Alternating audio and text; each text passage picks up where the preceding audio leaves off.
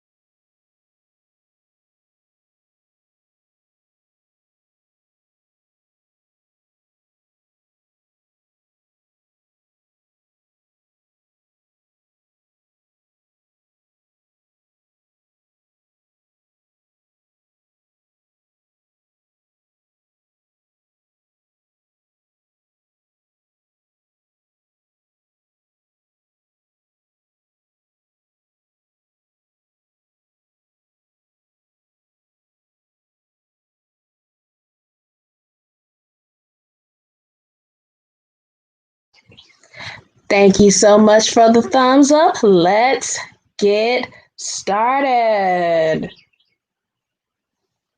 All right, so on yesterday, we worked on factoring. Not only did we work on factoring, we worked on dividing polynomials. So I'm going to continue into the direction of factoring polynomials. What does that look like, and how do we continue to factor them out? All right, so yesterday we worked on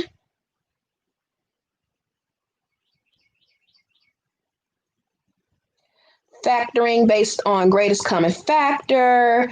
We factor based on the difference of two squares, sum of two cubes, difference of two cubes, and we factored based off of perfect squares, and we factored based off of general trinomials. So today I am going to help you guys learn and understand how to factor by still general trinomials with, excuse me, factoring trinomials in case your leading coefficient with the highest degree is more than one. How do you factor that? Also, how do you factor with the quadratic formula? And we will continue on past that lesson. But for today, to close out our factoring, I'm going to work on grouping, factoring when you have a leading coefficient of more than one, and factoring using the quadratic formula, which is one of my favorite formulas. All right, beautiful people, let's get started. So, yesterday, since we were on the spectrum of general trinomial factoring, which was, say, for instance, I had x squared plus 7x plus 6. General factoring of a trinomial means how can I factor this out, and how can I break this down from the answer back to the original problem of how we got to x squared plus 7x plus 6. So if you remember, I said in order for you to factor, you must find out how what multiplied together gives me 6, or our last term, what added together, or if if it's negative or positive, when multiplied together gives me my last term. What added or subtracted from each other gives me my middle term. So how do I factor x squared plus 7x plus 6? Well, the factored pairs of 6 is 1 and 6, 2 and 3. So now, with these factored pairs, I should be able to add them together to get my middle number. Well, we know 1 plus 6, that's 7, and 2 plus 3, that's 5. And since my middle number is 7, the factor pair you're going to need is 1 and 6. So, of course, you break it down into two binomial parentheses where you have an x here and an x here, because this is plus and this is plus. Both of my operations are going to be plus. Now, if it is minus plus, both of those will be minus minus. If it is minus plus, if it's minus minus or plus minus, your factored information will be plus minus. And I will definitely give you a scenario of what exactly that means. So 6 times 1, which if I multiply those two together, that gives me my 6. And if I add those two together, that should give me my 7. Therefore, your answer is x plus 1 times x plus 6. And that is how you factor.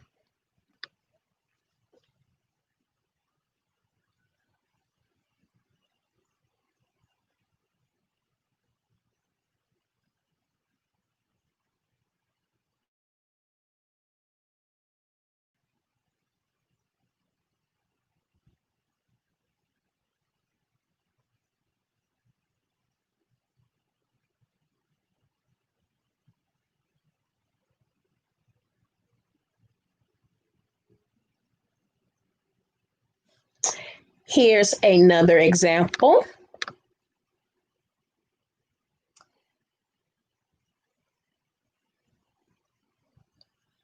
X squared plus 4x minus 5. So now, of course, I'm going to have my two parentheses. You're always going to have x and x.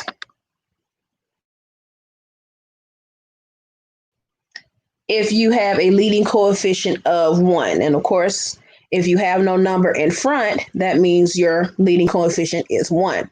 So now, what multiplied together is going to give me this negative 5?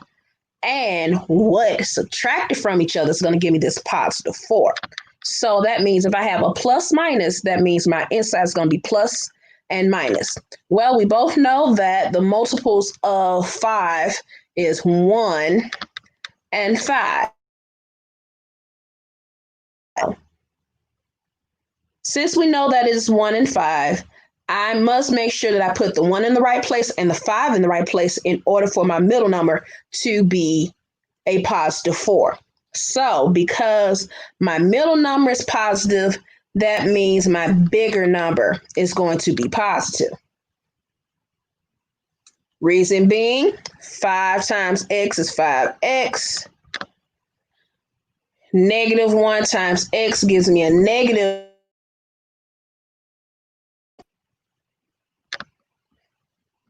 which leaves me with a positive 4x.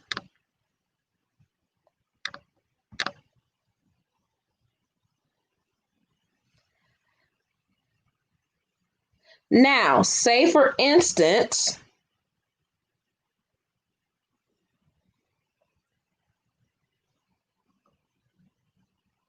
instead of a positive 4x, I ended up with a negative 4x. Well, we both know that the multiples of 5 is still 1 and 5, But because my middle number is negative, that means my 1 becomes positive and my 5 becomes negative because the biggest number must be negative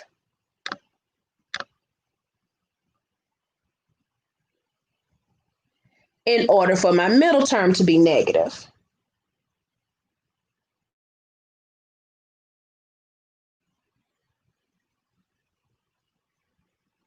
Any questions on general factoring?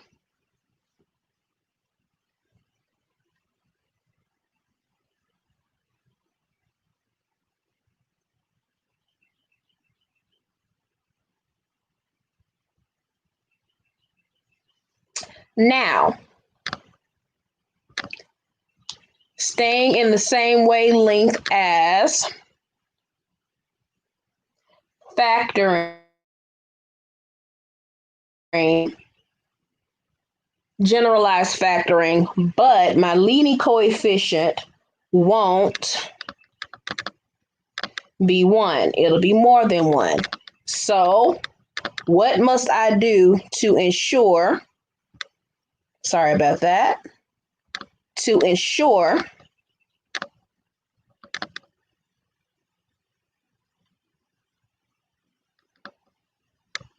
that I factor this out completely? Now, whenever you have a leading coefficient, you always have to figure out, hey, you have 2x, you'll probably have to put a 2x here and an x here. Then, of course, you put a plus and a plus because it's positive. And, of course, with this, your ending coefficient, your ending term is 1. So, of course, that'll be 1 and 1. That is how you would normally factor it if you have something like a 2 or a 5 or even a 13 as your leading coefficient for solving or factoring this trinomial. Now, what if you do not know or remember how to factor and say, hey, in order to get 2x, in order to get 2x squared, I must multiply 2x to x, and then, of course, 1 to 1, all that good stuff, right? There is a trick that my high school teacher, we call him Bruh Kelly from the Ramsey Alternative High School in Birmingham, Alabama. He taught us this trick that allowed me to learn how to factor by removing the leading coefficient and then putting it back in. And this is what I mean when I say removing and then putting it back in. So,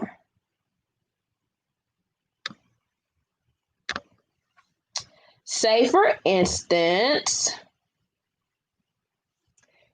you have an equation that is 6c squared plus 13c plus 6. Of course, there's so many ways you can factor with 6 because 6 has 1 comma 6 and 2 comma 3, and you have to be able to basically guess the factoring component correctly in order to make sure that you multiply and get the correct number in the middle. So what my teacher taught me was something that helped me factor better and also add my numbers back in correctly. So the first thing you must do is divide 6 from your first coefficient or first term, your first leading coefficient term, and the number that you divide by, that's what you multiply to the last term. So I'm going to divide by the lead coefficient in the first term and then multiply it to the last term, which when I do that, that gives me c squared plus 13c plus 36. 6. All right. So then I can break this down evenly by going C in here and C in here. Must have a plus and a plus. What multiplied together gives me 36. What added together gives me 13. Well, we have 1 and 36. We have 2 and 18, 3 and 12, 4 and 9.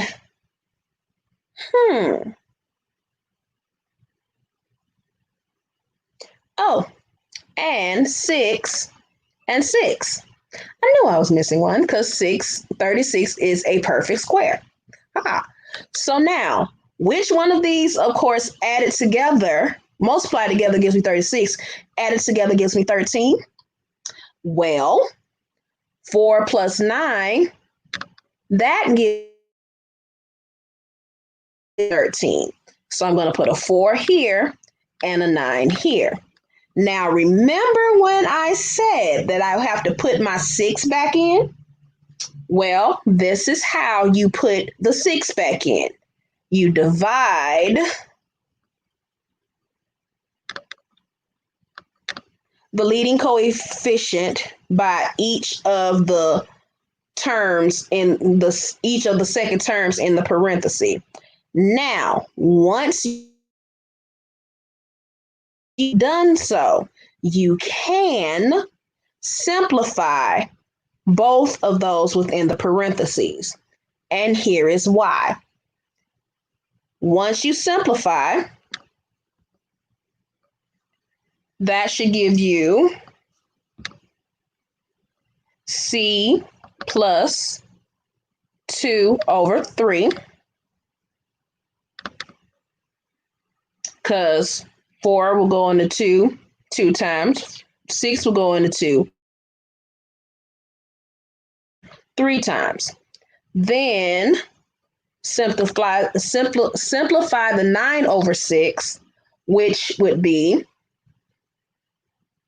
3 over 2, because 9 divided by 3 is 3. 6 divided by 3 is 2. So now, because I have fractions, you can multiply each of them by their denominating number. So once you divide each by their denominating number, you have this one multiplied by 3 and this one multiplied by 2. Or you can simply move them to that spot, whichever you prefer. Once that is done, you should have 3C plus 2 and 2C plus 3. Of course, if I multiply these back in,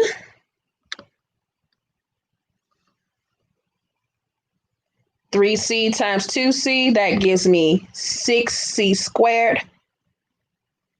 3C times 3, that gives me 9C. 2 times 2C, that gives me, and 2 times 3, that gives me 6. And of course, combining like terms,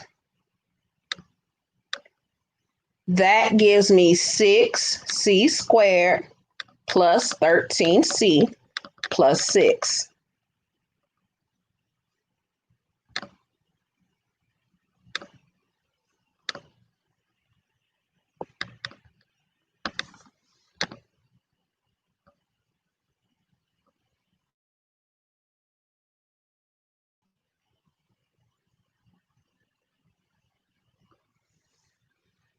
And of course, that is what I started with.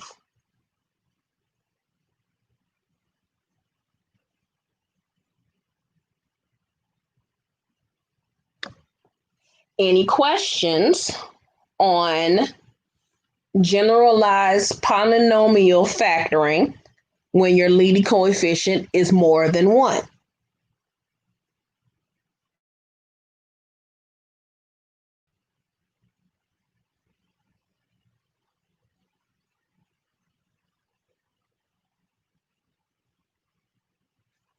Now,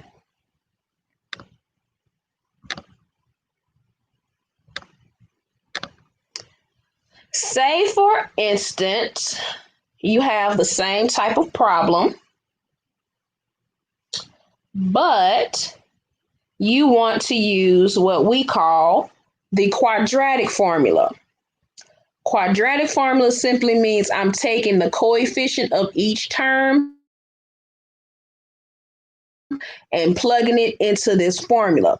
Now, quadratic formula is x equals the inverse or negative b plus or minus, which is the plus and minus sign on top of each other, the square root. Let me fix this marker.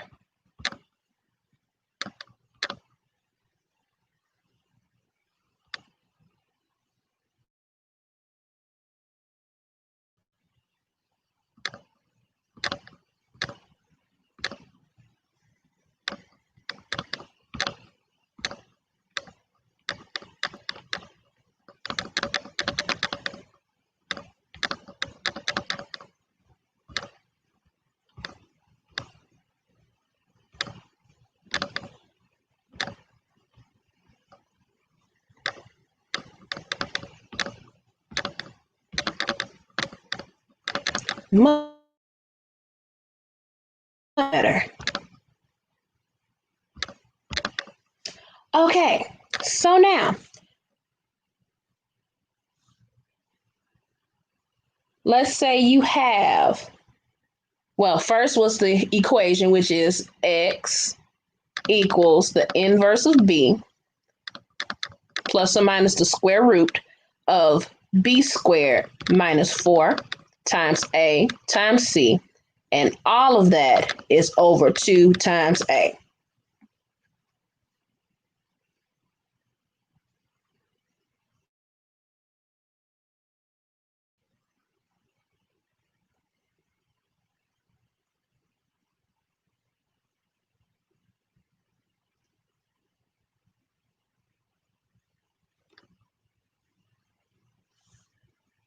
This formula is definitely great for those who are wanting to solve the quadratic formula, which must have a leading coefficient of x squared. That is what makes it a quadratic formula. If the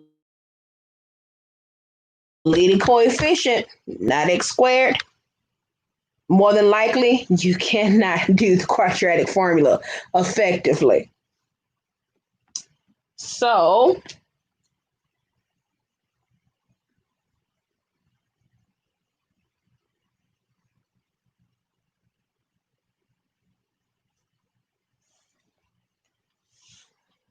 an example problem would be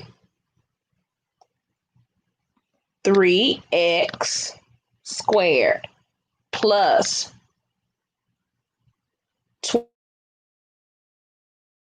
21x minus 24. Now, I would use the quadratic formula for this type of formula only because of how big the numbers are. And so typically when you have really big numbers like this, you may want to do the quadratic formula more than you want to do the divide the 3 and then multiply the 3. But whichever you prefer, that will help you use it, because guess what? The only way to know it works if you try. All right.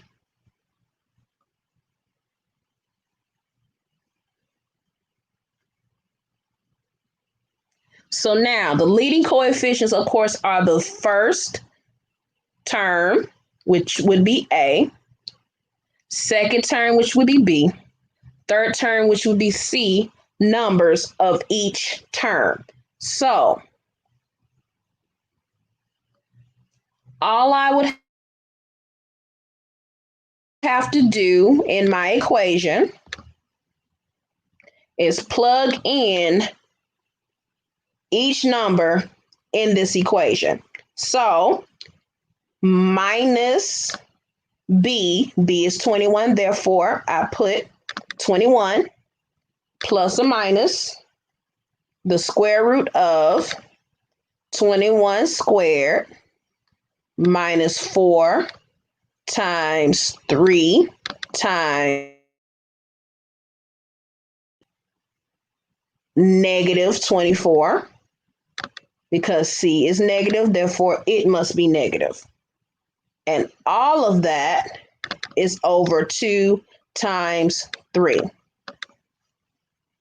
If you are currently writing this down in your notes, I'm going to give you a minute to copy this, and then I will continue.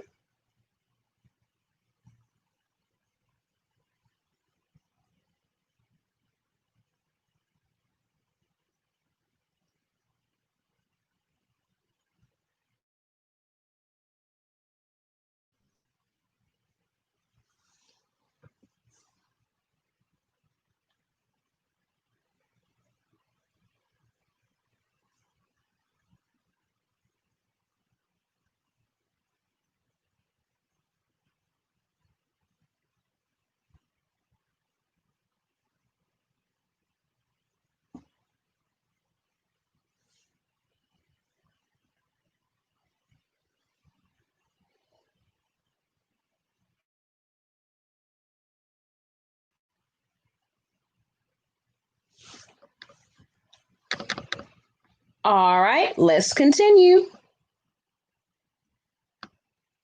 So now you can either continue down with the x equals, or you can continue down with just an equal sign, whichever you prefer. So now I have a negative 21 plus or minus the square root of. So now what we're going to do is square and multiply everything inside the radical sign and below the fraction sign in the denominator. So of course, 21 squared is 441. And then 4 times 3, well, negative 4 times 3 is a negative 12. And then 12 times 24, that is 288. So therefore, a negative 12 times a negative 24, that gives me a plus 288. And I divide all of that by 2 times 3, which is 6. Stay with me. I'm going somewhere, people.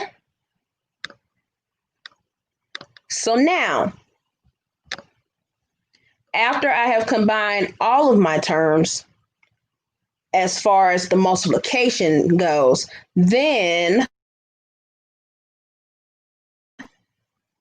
I combine the terms as far as adding and subtracting within the radical sign.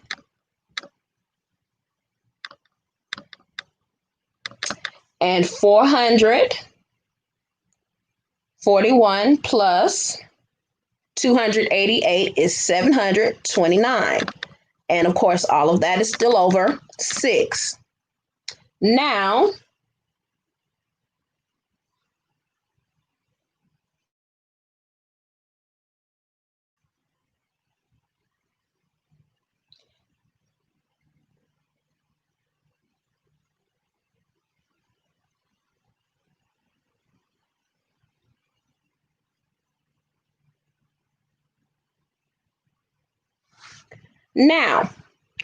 after I have combined like terms within the radical sign, I must now take the square root of my radical, which negative 21 plus or minus the square root of 729 is 27, and all of that is divided by 6. So now my x equals negative 21 plus or minus 27, and all of that is divided by 6. So now,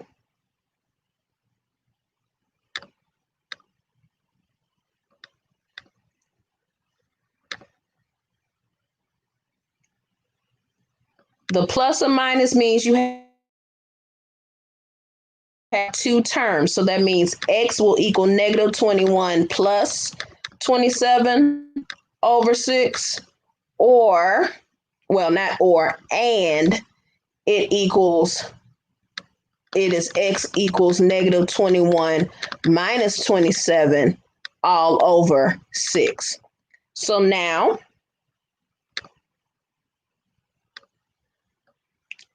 we solve both of our terms.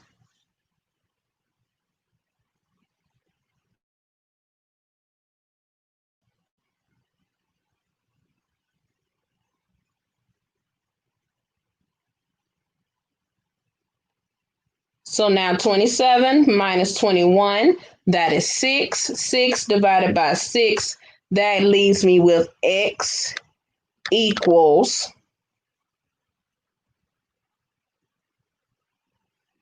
1. Because that's a positive 27, that's a negative 21, negative 21 plus 27 minus 21 is 6. 6 divided by 6, that gives me 1. And then negative 21 minus 27 is the same as saying 21 plus 27, which is 48. So since it's negative, that's a negative 48. And negative 48 divided by 6 is negative 8. So x equals negative 8.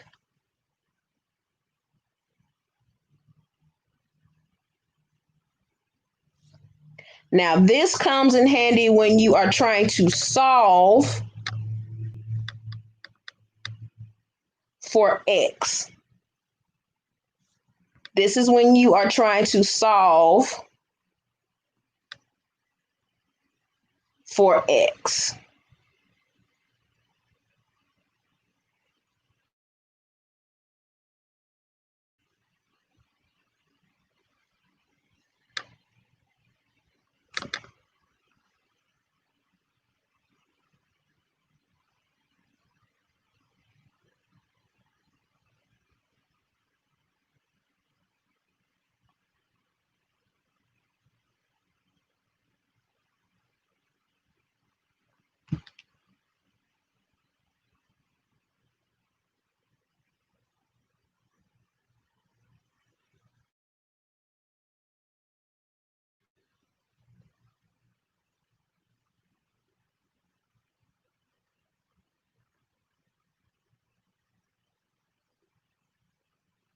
Any questions before we move on?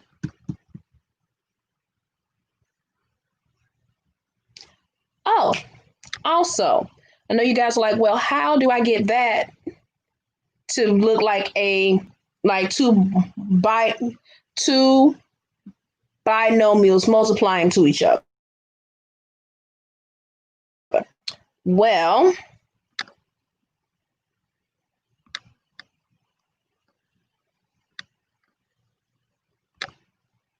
if x equals 1, then I can subtract 1 on both sides to give me my x minus 1. And if x equals a negative 8, that means x is plus 8 on both sides, which gives me my x plus 8. Now, I know you guys are wondering, well, where did the 3 go? Well, if you notice, each of the terms at the top, the 3x squared plus the 21x minus 24, all of those are multiples of what? 3. Therefore, the 3 goes here.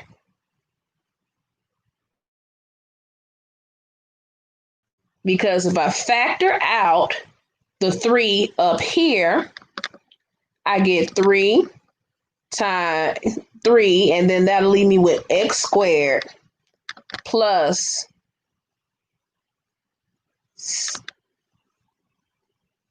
7x minus 8.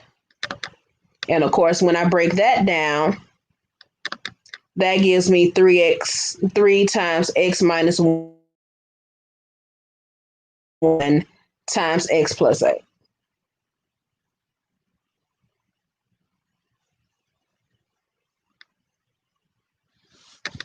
Any questions before we move on to grouping?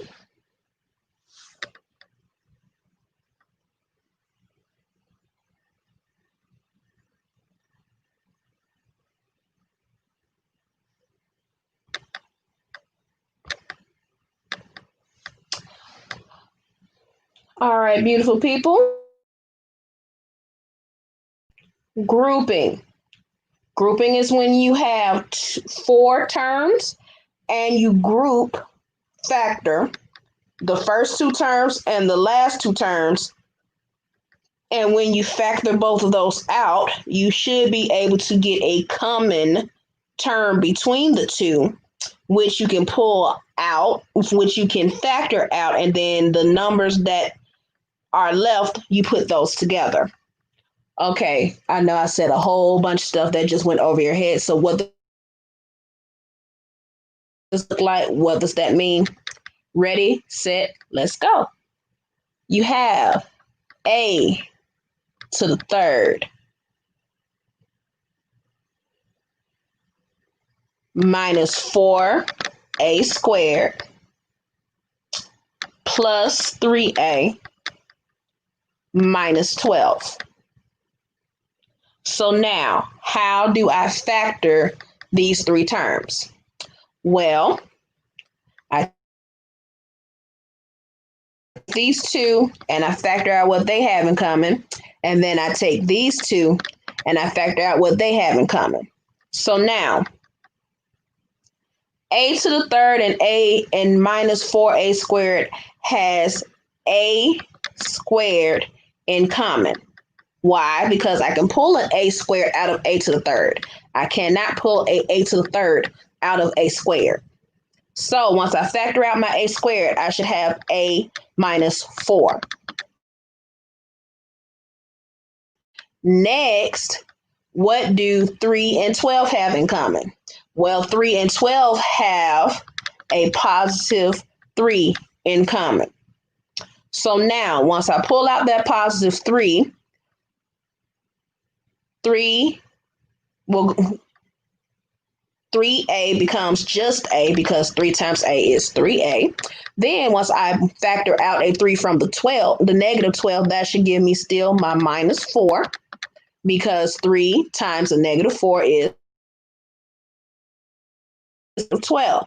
So now, as you can see, both of the numbers that I factored have a common factor of a minus 4. So what I can do is move the a minus 4 to the front, and then the terms that are on the outside, I can bring them together.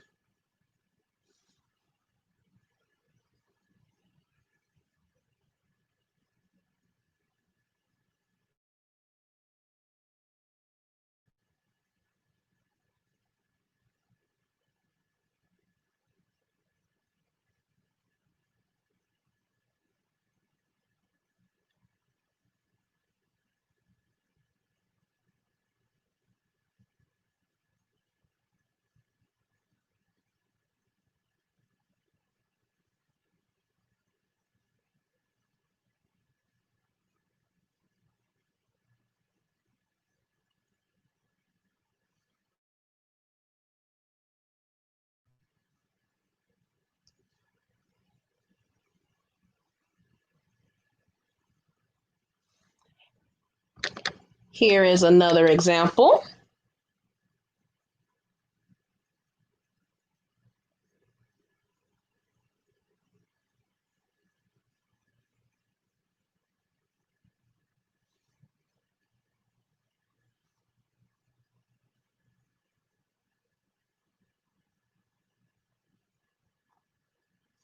3ax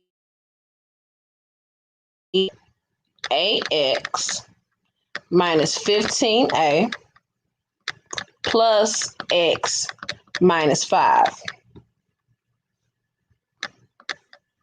Two terms. So now, what does the 3ax and the negative 15a have in common? They both can out a 3a.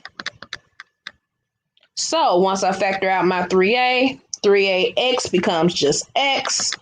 And of course, negative 15a becomes negative 5. Because 3 times a negative 15, negative 5 is negative 15. And of course, when you bring over the a, that makes it a negative 15a. So now I've factored out a 3a for the first term. The second terms, well, they've already have a factoring. They're already in their smallest factored form. So that means there's an understood 1 for our factored term. Anytime we are at a factored form, meaning it's to its lowest term, there is or there will be an understood +1 in order for you to factor out the common term and put the two numbers that are on the outside together. So once I move my x minus 5, then I can put together my 3a plus 1.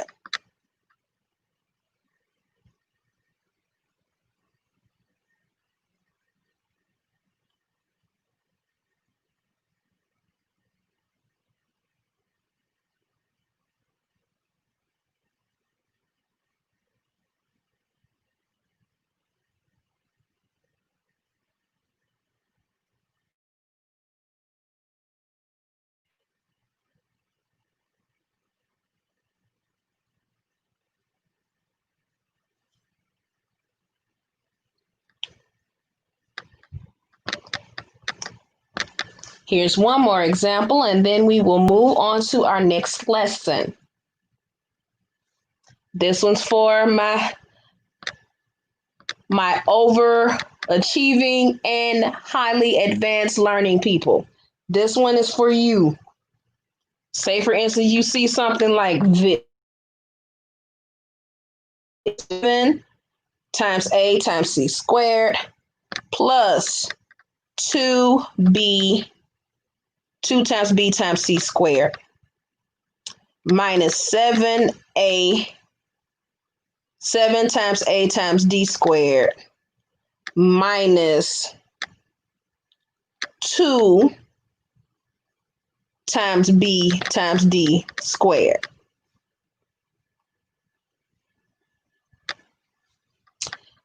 So now,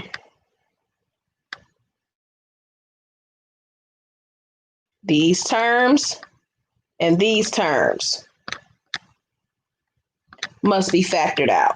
So what do they have in common?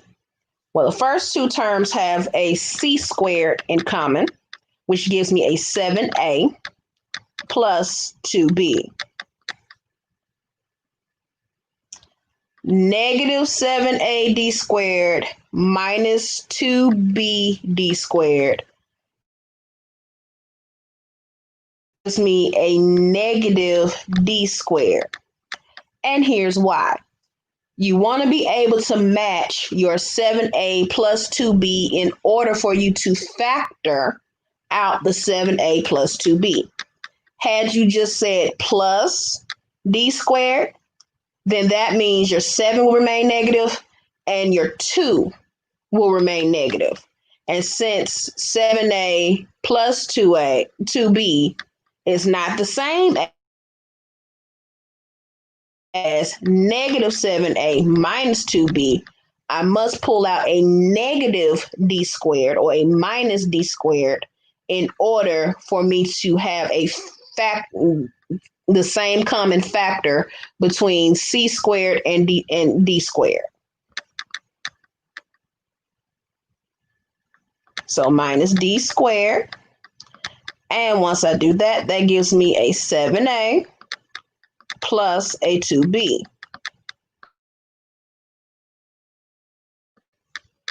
So once I pull that out, we have 7a plus 2b, and that is times c squared minus d squared.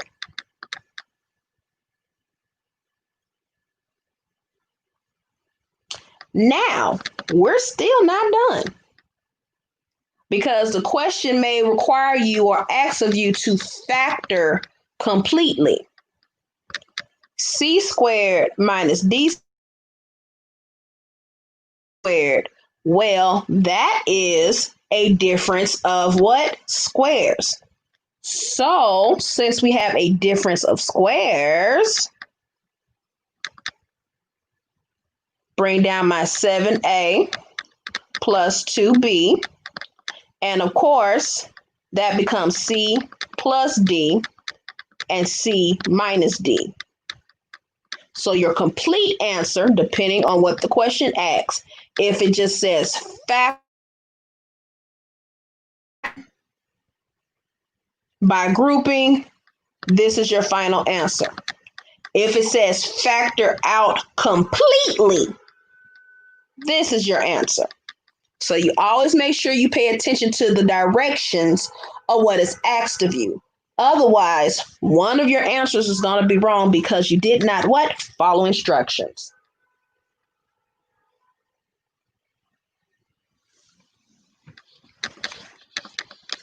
Any questions before we move on to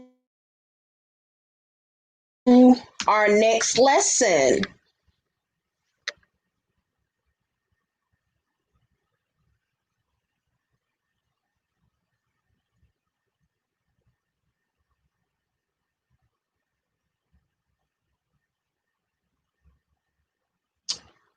All right.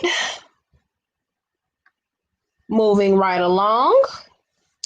Next lesson, we are going to cover roots of real numbers. So, in this lesson, of course, you are learning how to simplify radicals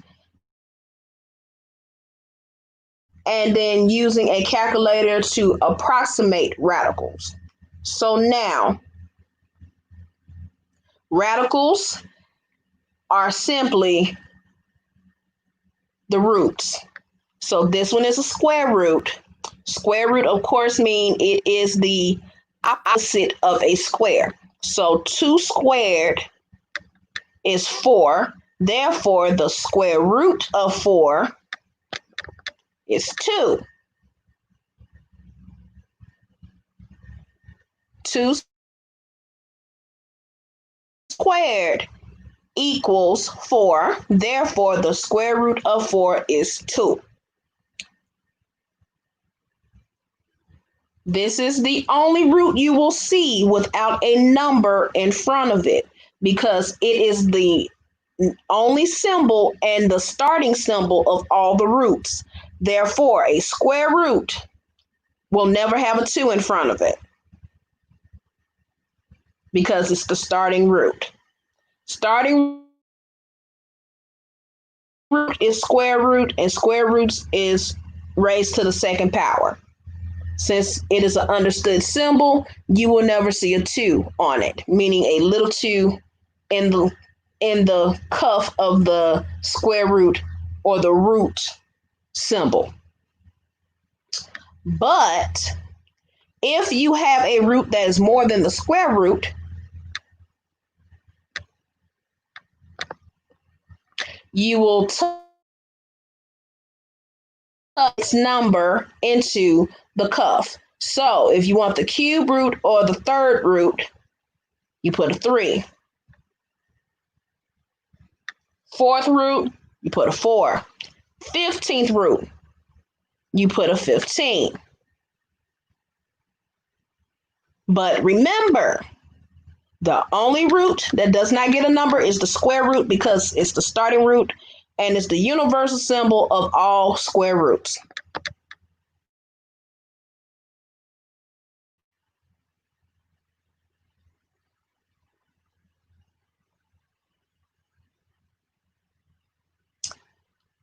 Now, when dealing with square roots of real numbers, you must, or dealing with nth roots of numbers, you must follow the principle of that root.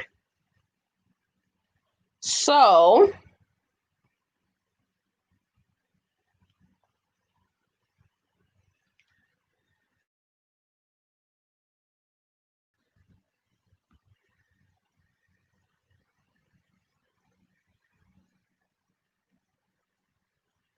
this is called the radical sign.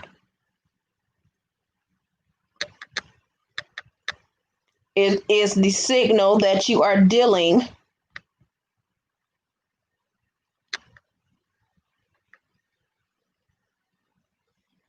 with a root.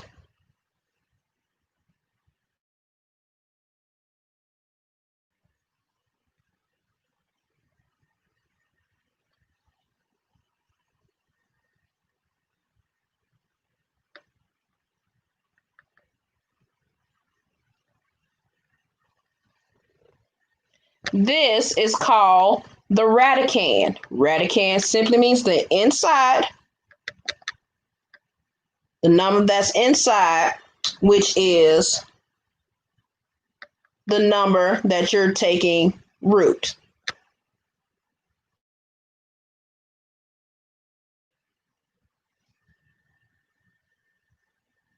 This number denotes the index or the nth root that you are taking for the number that is inside. So remember, when you're dealing with these numbers, know that you are looking for the root, the beginning. What times itself this many times gave me this number? That is all roots are. So 2 squared is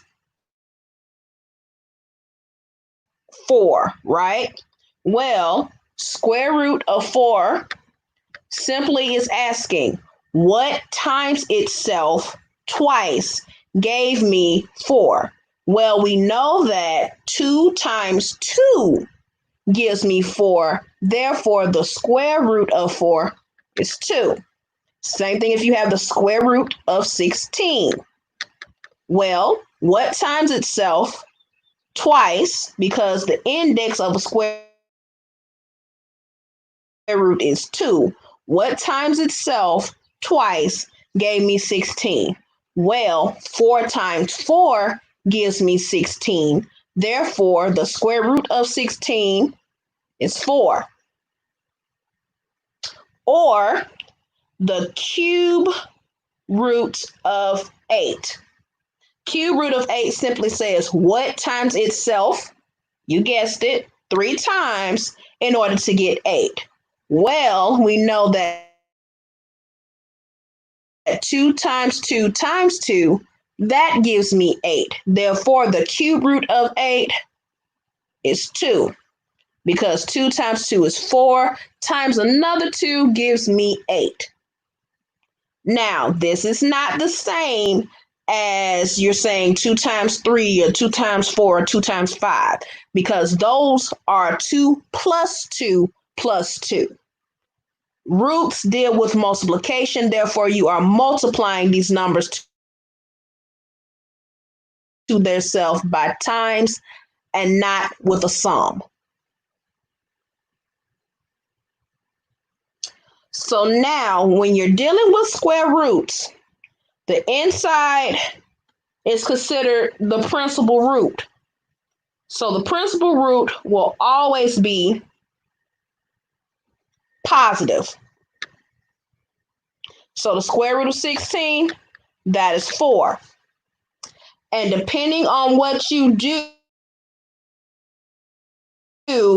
to this principal root, it will indicate whether it remains positive, become negative, or you want both of its roots. So, square root of 16, that gives me 4. If I put a minus sign in front of the square root of 16, now I'm dealing with the root of negative 4. If I want both of the roots of 16, I will indicate it with a plus or minus square root of 16, which equals a plus or minus 4. Now, if you are a parent and you remember the old school way of taking the square root, you would remember that whenever you took the square root of 16, you always indicated that it was plus or minus 4. Depending on the teacher, that is no longer the case. So now you must break down the roots as it is asked and as it is given. So the square root of 16 is 4. Then minus the square root of 16, negative 4. And plus or minus the square root of 16 is plus or minus 4. So depending on what the question asks, if it asks for its positive root, you do square root of 16 equals 4. Negative root, you do minus the square root of 16, which equals a negative 4. Or both of its roots when it comes to squares, which is plus or minus. So therefore you put a plus or minus. So you have a positive root, negative root, or both roots.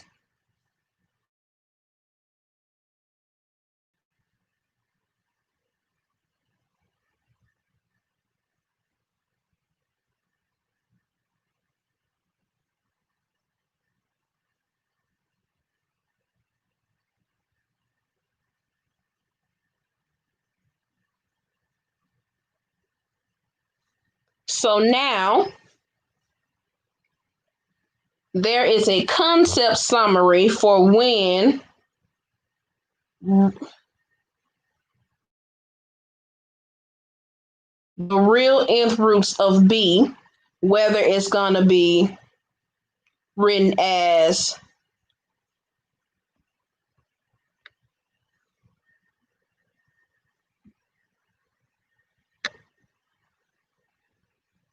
this or written as this. And depending on the type of root will determine whether or not it's going to be written as one or the other or both. So now, if you have an even root or race or an even nth root, that means 2, 4, 6, 8, etc. If you have an even root and the b is greater than 0, that means you have a positive root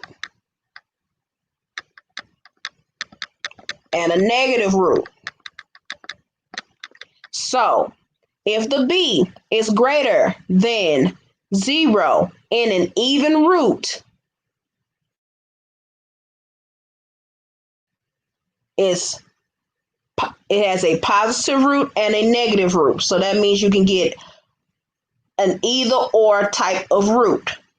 And depending on the question, that is the root. Now, if your b is less than 0, indicating that b is a negative number,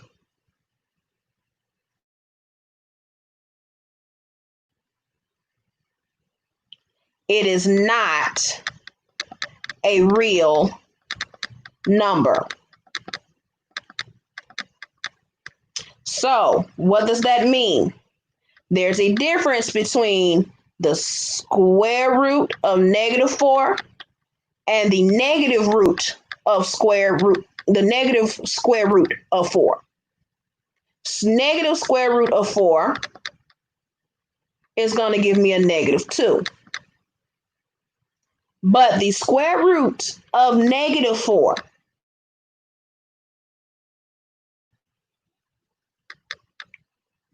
is not real because there is no number multiplied to itself even number of times by 2, by 4, by 6, by 8. So 2 times 2, 2 times 2. So either 2 times 2,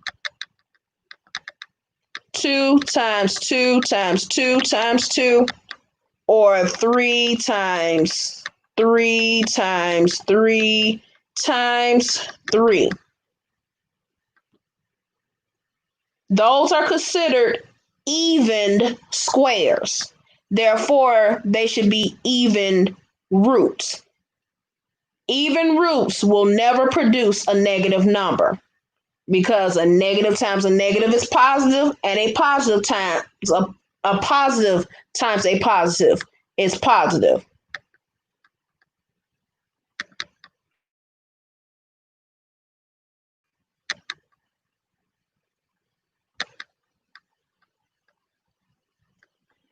Therefore, even roots on the inside of the radical are not, cannot, and will not be negative. Therefore, a negative even root, a negative number inside of an even root is not real. So anytime you have the negative sign on the inside and it's an even root, it is not real. If the negative sign is on the outside, you can take the square root of it and put the negative in front of that number because it's the opposite root of the positive root.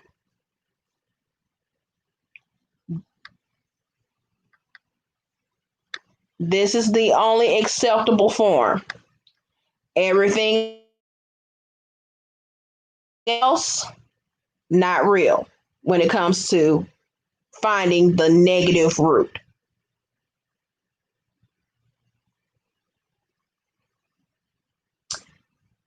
Now, if you have an odd root,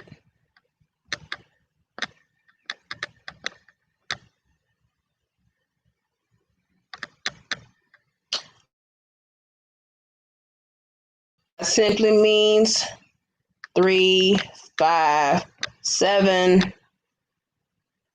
9, etc.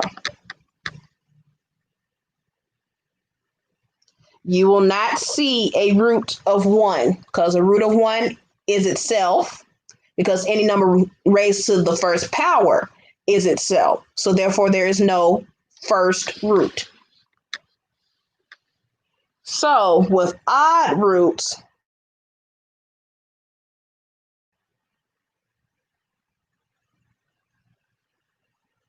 if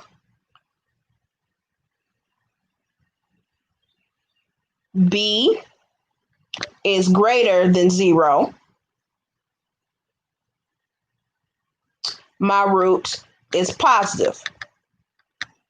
If b is less than 0, my root is negative.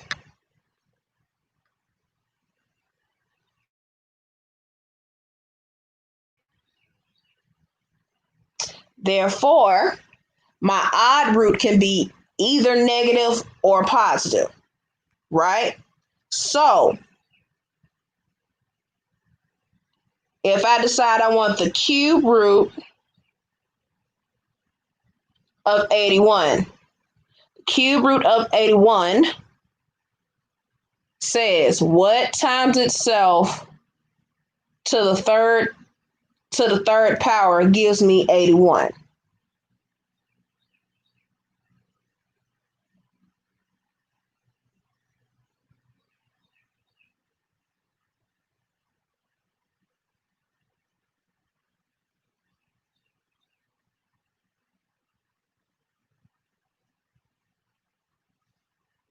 Let's not try it. One moment. Let's see.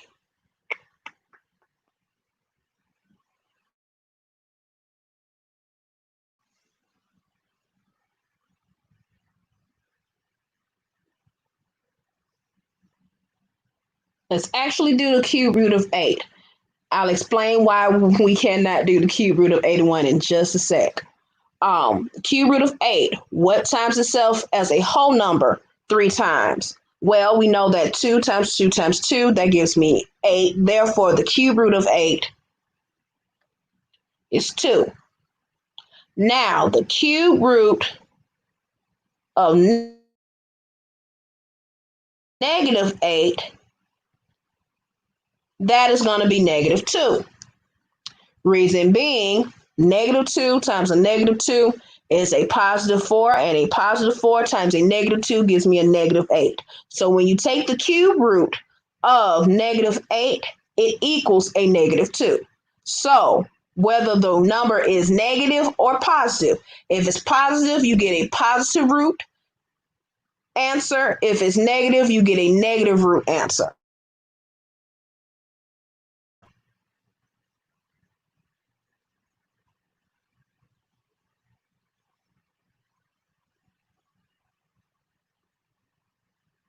And depending on what you are asked is how you solve the equation.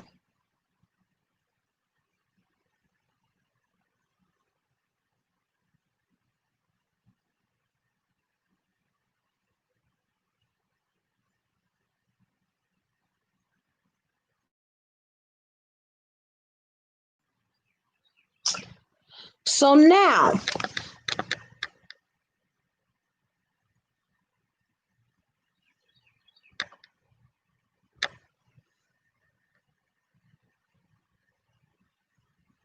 how do you solve radicals that do not have a terminating, meaning stop, or repeating decimals, which are considered irrational numbers, but they're still real numbers? So you always see something like the square root of 2, square root of 3, square root of 5, square root of 15. When you see these type of numbers, know that they fall between the perfect squares. So square root of 2, it falls between the square root of 1 and square root of 4, which is 1 and 2. And same goes for the square root of 3. The square root of 5, however,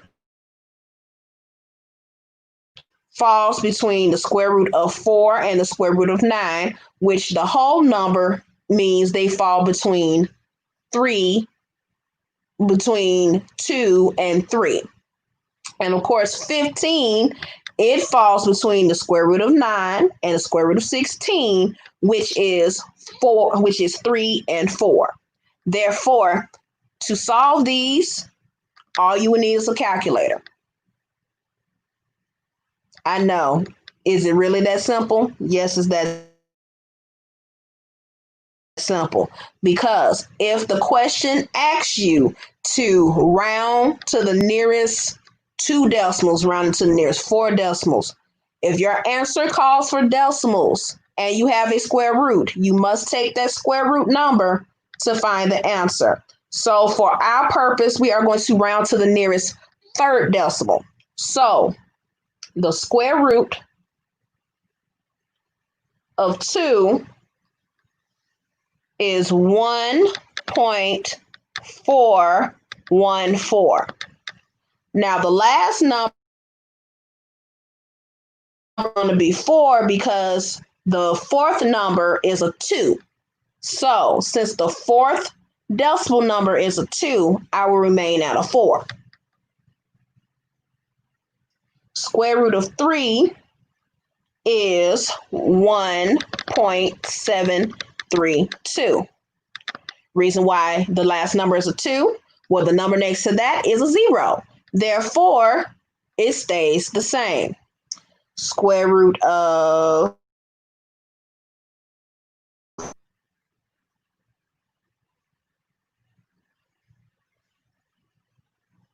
5 is 2.236. And then the square root of 15 is 3.873. Reason we rounded to a 3 is because we have a 3.8729, and 9 makes the number go up, not stay the same. So whenever you are dealing with radicals and the answer requires that you give a decimal, simply use your calculator. This is going to be the only time I will ever recommend a calculator for an answer. Other than that, I want you using your brain, your chalkboard, your dry erase board, whatever you got to make sure that your answers are correct. Any questions on roots of real numbers, simplifying the radicals, as well, learning how to simplify the radicals as well as approximating it with the calculator?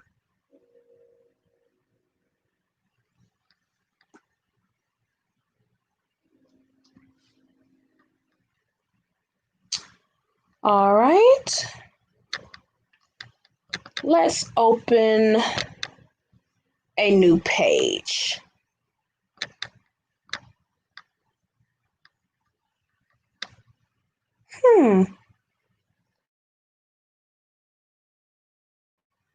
This is odd because I am trying to figure out why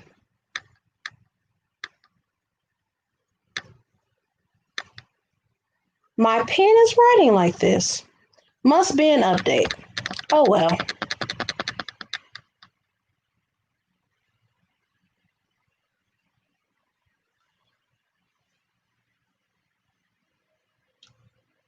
All right. Moving on to radical expressions, meaning how do I take the square root of a product? How do I simplify a quotient? How do I multiply a radical?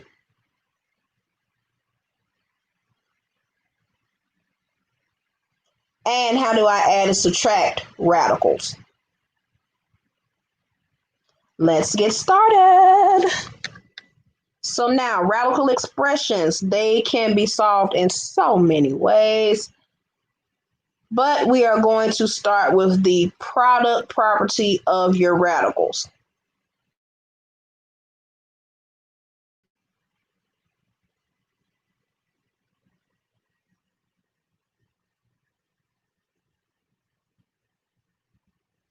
So,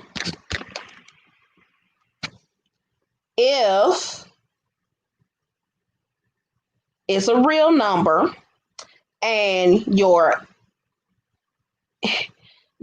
integer or your root is greater than 1, which of course it must be greater than 1 for it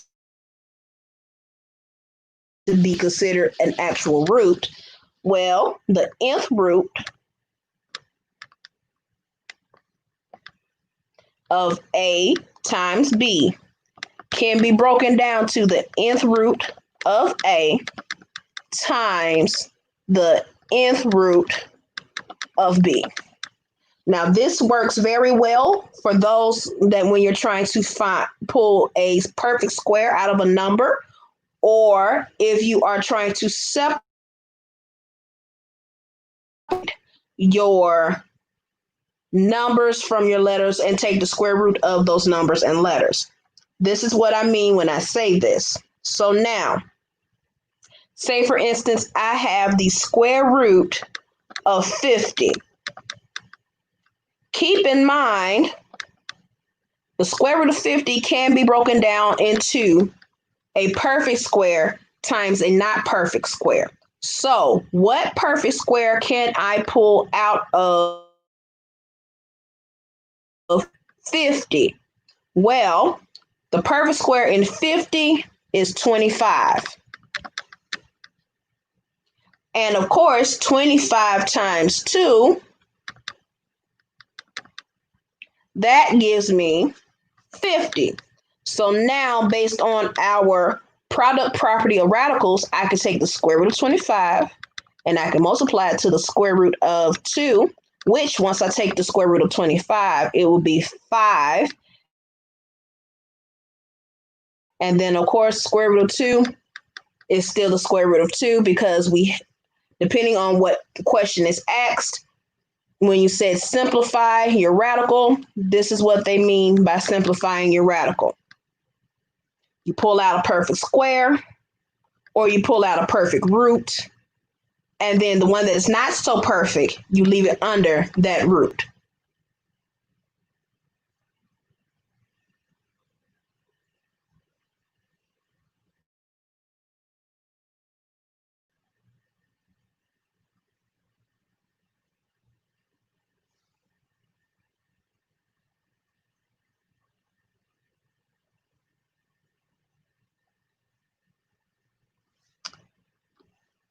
Another example.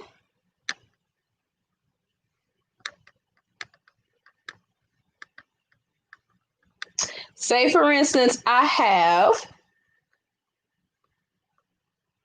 the cube root of 16.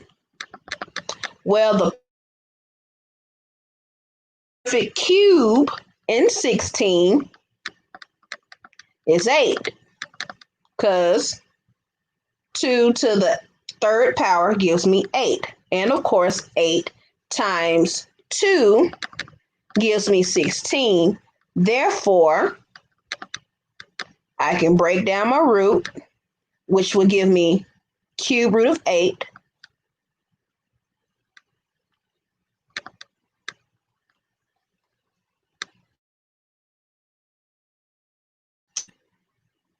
times the cube root of 2, and that in turn gives me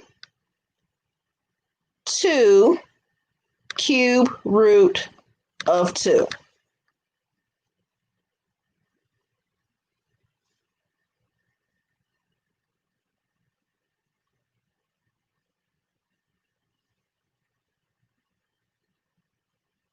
Now, here's another example of when you're breaking it down from numbers and letters. So, say for instance,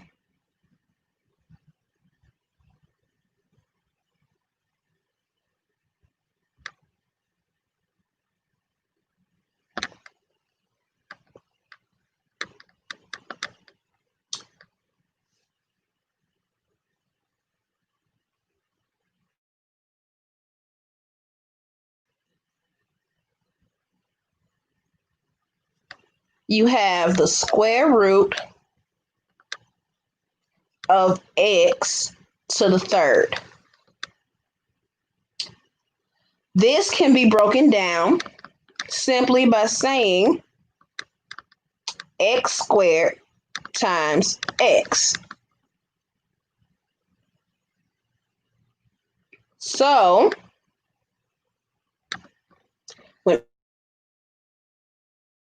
whenever you have an odd under an even root or even on the odd root, pull out the greatest form of each of those roots and leave out one.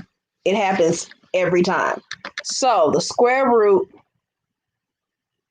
of x squared times x, well, that becomes square root of x squared times the square root of x. And of course, square root of x squared, well, if you take the square root of a square, those cancel out, which leaves you with x. And if you have an x left over, that becomes x square root of x. So the square root of x to the third is x square root of x. Now, what if you have an even root under an even root or an odd root under an odd root? How can you fix this?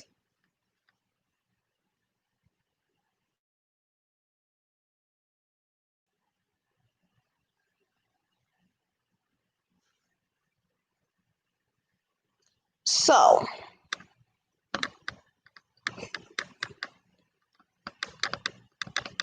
say for instance, you have x to the fourth and you're taking the square root of it. Well, x to the fourth, you can either break it down into four x's, meaning x times x times x times x, or you can break it down based on the power rule, which is x squared raised to the second power.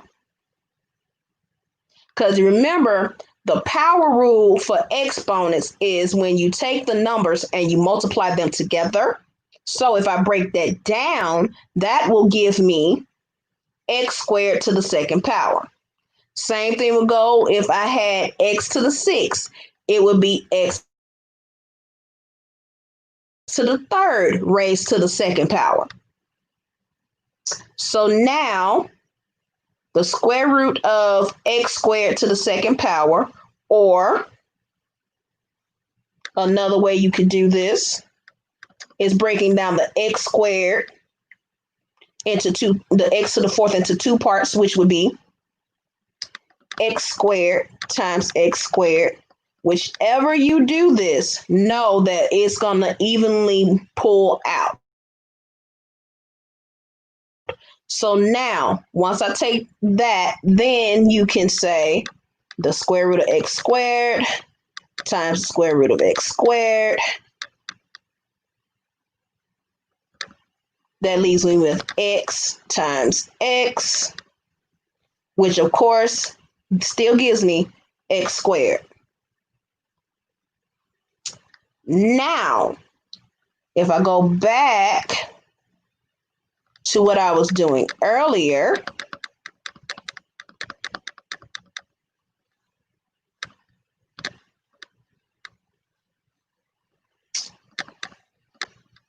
where I did x squared to the second power, well, of course, this square, the root cancels out the square, and what you're left with is x squared. So either way of what you're trying to do, you can always find the root.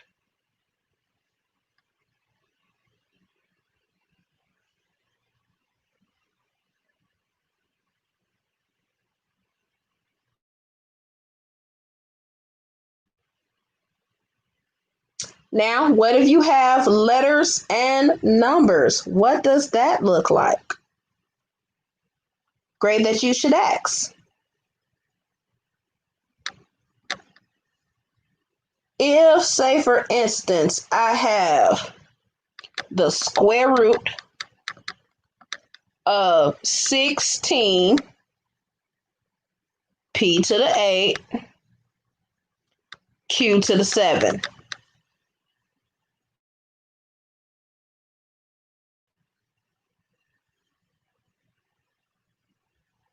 I can take the square root of each of those because each of them are multiplied to each other. So I can do the square root of 16 times the square root of p to the 8.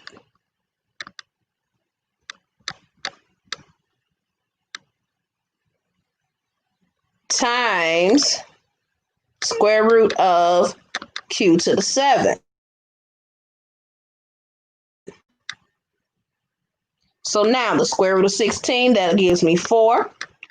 The square root of p to the 8th, Well, of course, you know that can be broken down into p to the 4 raised to the second, or you can do p squared times p squared times p squared times p squared. Whichever you prefer, break it down to your best of knowledge, okay? So once I take the square root of that, that will leave me with p to the 4th. Now, q to the 7th, that can be broken down into q to the 6th times q, which of course q to the 6th can be broken down to q to the 3rd raised to the 2nd power times q,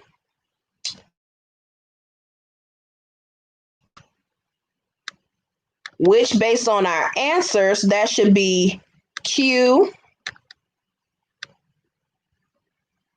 to the 3rd times the square root of q. So your answer, once you pull everything back together, is going to be 4 p to the 4th, q to the 3rd, square root of q.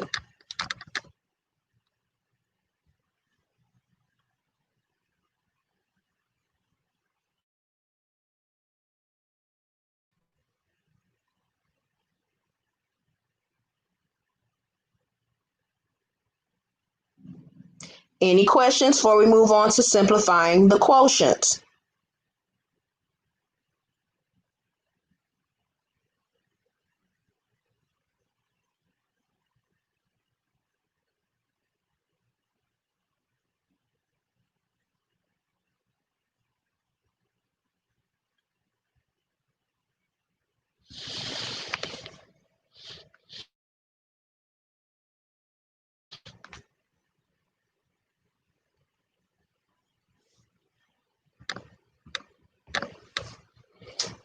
Now,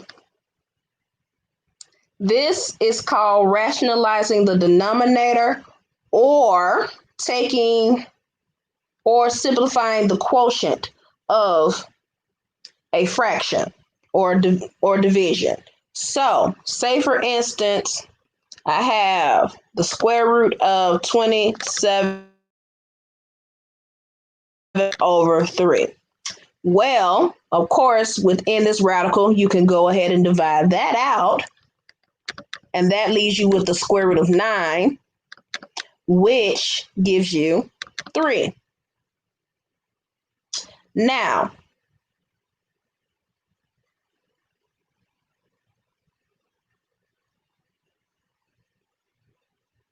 what if you have the square root of 4 over 9? Well, if you have definite or defined square roots within a square root, then you can take the square root of 4 and then find the square root of 9, which, of course, that will give me 2 over 3. Reason why you can do it that way is because if I take 2 to the 3rd and I square it, well, 2 to the 3rd squared is 2 to the 3rd times 2 to the 3rd, and that gives me 4 over 9. So I have proven that I can take the square root of 4 over the square root of 9 based on the fact that 2 over 3 times 2 over 3, that gives me 4 to the 9, which of course 2 over 3 squared is still 4 over 9.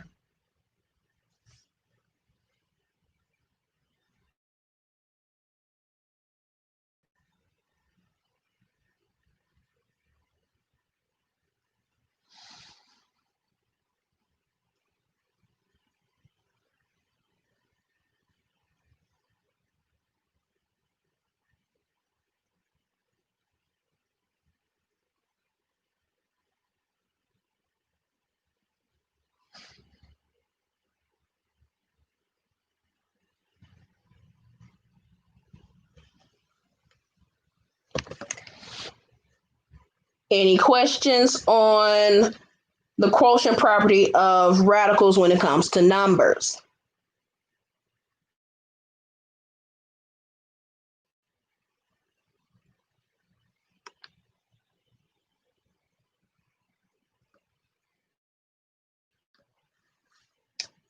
Now,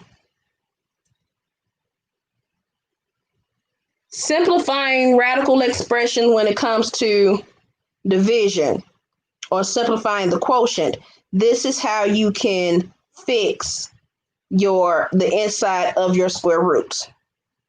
So now, say for instance,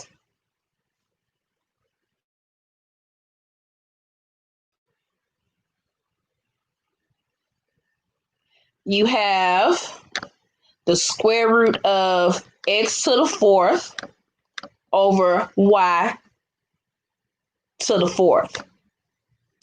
Well,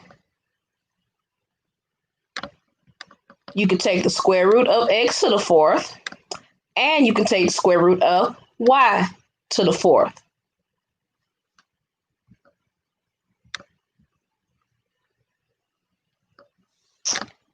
Once you separate those, we know that the square root of x to the fourth, that's going to be x squared. And of course, if the square root of x to the fourth is x squared, then the square root of y to the fourth is y squared. Because x squared raised to the second power is x to the fourth. And y squared raised to the second power is to y to the second, y squared raised to the second power is y to the fourth. So therefore, our answer is x squared over y squared. Now, what if you have a number that can be evenly, is what I call the evenly, or it can be rationalized out of the square or any nth root. What does that look like, and how do we fix it? Well, say for instance, I have the square root of 9 over 7. Well, of course, when you break those two down, you have the square root of 9 and you have the square root of 7. Of course, square root of 9 is 3, and the square root of 7 is still the square root of 7. Now, if you have a radical or a root in the bottom as your denominator, it must be removed. You cannot have 0 or a root as your denominator. So, in order to rationalize your denominator, because you want to go from irrational to rational, multiply the top and bottom by your irrational symbol. And of course, 3 times the square root of 7 is 3 square roots of 7. And the square root of 7 times the square root of 7 is 7. Because 7, the square root of 7 times square root of 7, meaning the numbers multiplied together, those gave me 7.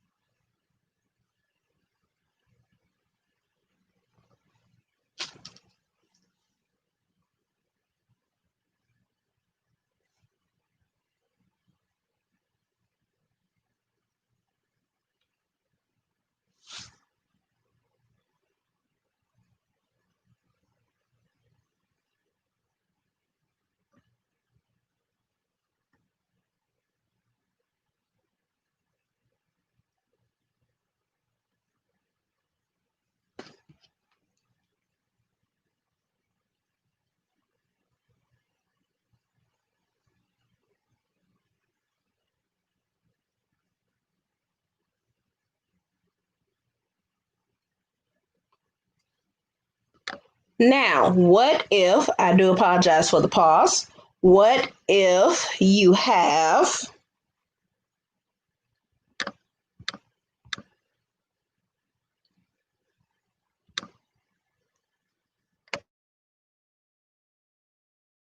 the square root of x to the fourth over y to the fifth? To rationalize or first find the simplified of your quotient, you must take the square root of x to the fourth over the square root of y to the fifth.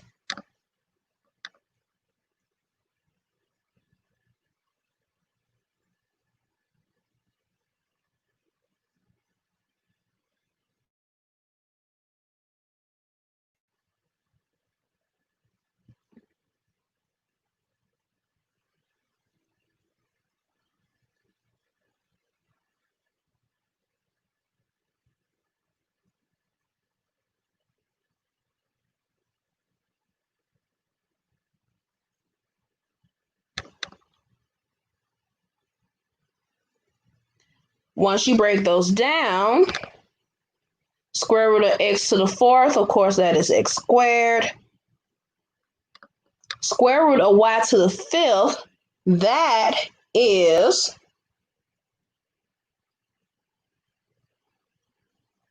y squared square root of y. Of course, we have a square root of y in our denominator. Therefore,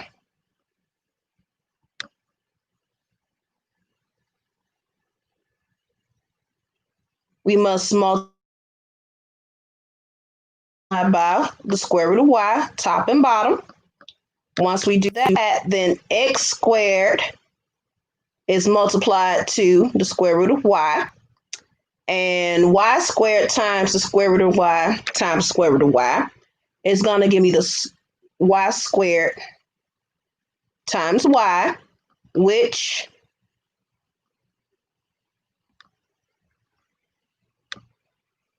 gives me x squared square root of y all over y.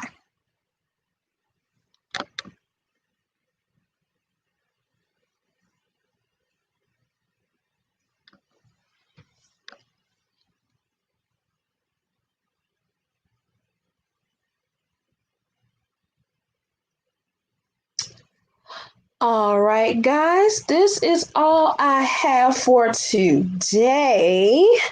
Of course, if you have any questions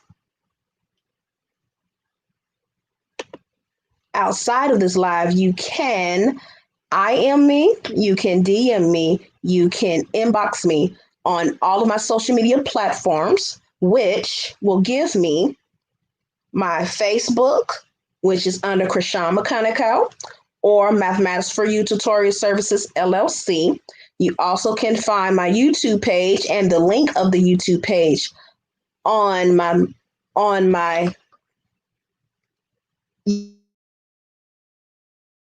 YouTube channel of Mathematics for You Tutorials LLC. All right, guys, if you guys do not have any questions, I'm going to end this live now. If you need to get in contact with me, you can reach me by inboxing, DMing, or you can text me at 205-542-5062, 205-542-5062. And as always, I thank you for joining in. I thank you for time. I thank you for interacting with me.